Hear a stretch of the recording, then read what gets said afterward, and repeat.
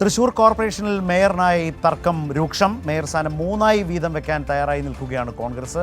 3 പേരാണ് സ്ഥാനത്തിനായി അവകാശവാദം ഉന്നയിച്ചിട്ടുള്ളത്. വിവരങ്ങളുമായി ഇപ്പോൾ സാരംഗ് അവിടെ നിന്ന് ചേരുന്നു.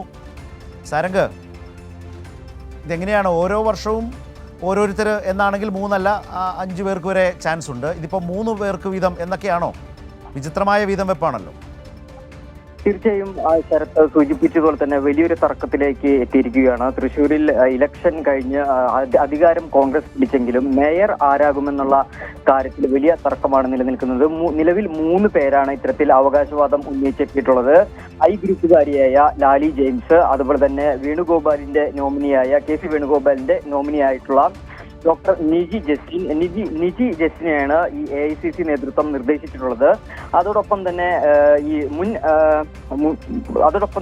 സുബി ബാബുവും നിലവിൽ രംഗത്തുണ്ട്. അങ്ങനെ 3 പേരാണ്, അതായത് മുൻ ഡെപ്യൂട്ടി മേയർ ആയിരുന്നു സുബി ബാബു. ഇങ്ങനെ 3 പേരാണ് ഈ മേയർ സ്ഥാനത്തേക്കായിട്ട് നിലവിൽ പരിഗണിച്ചുകൊണ്ടിരിക്കുന്നത്. എന്തായാലും ഇതിൽ നിന്ന് ആരെ ഒഴിവാക്കിയാലും അത് വലിയ തർക്കത്തിലേക്ക് മാറും എന്നുള്ള കാര്യമാണ്. അതോടൊപ്പം തന്നെ ഈ കോൺഗ്രസ് കൗൺസിലർമാരിൽ ഒരു ഭൂരിഭാഗം ആളുകളും അനുയോജിക്കുന്നത് അല്ലെങ്കിൽ മേയറാകണമെന്ന് പറയുന്നത് ഈ ലാലി ജെയിംസിനെയാണ്. കാരണം വലിയ രീതിയിൽ ഭൂരിപക്ഷം നേടി വിജയിച്ചു വന്ന സീനിയർ ആയിട്ടുള്ള കഴിഞ്ഞ 4 തവണ കൗൺസിലറായിട്ടുള്ള വ്യക്തിയാണ് ഇത്തരത്തിൽ ലാലി ജെയിംസ്. അതോടൊപ്പം തന്നെ AICC നേതൃത്വം നിർദ്ദേശിച്ചിട്ടുള്ളത് ഈ നിജി ജസ്റ്റിനെ മേയറാക്കണമെന്നാണ്. അതോടൊപ്പം ഈ സുബി ബാബുവിനെയും പരിഗണിക്കുന്നുണ്ട്. ഇത്തരത്തിൽ വലിയ പ്രതിസന്ധിയിലാണ് നിലനിൽക്കുന്നത്. ഈ 3 വീതം പങ്കുവയ്ക്കാൻ, അതായത് ഈ പ്രശ്നം എങ്ങനെയും പരിഹരിക്കുക എന്നുള്ളതാണ് നിലവിൽ BCCയെ സംബന്ധിച്ചുള്ള ഒരു കാര്യം. അത് ഇനി അധികം സമയമില്ലല്ലോ സാരംഗ്, ഇനി അധികം സമയമില്ലല്ലോ. ഇന്ന് തീരുമാനം ഉണ്ടാവുമോ?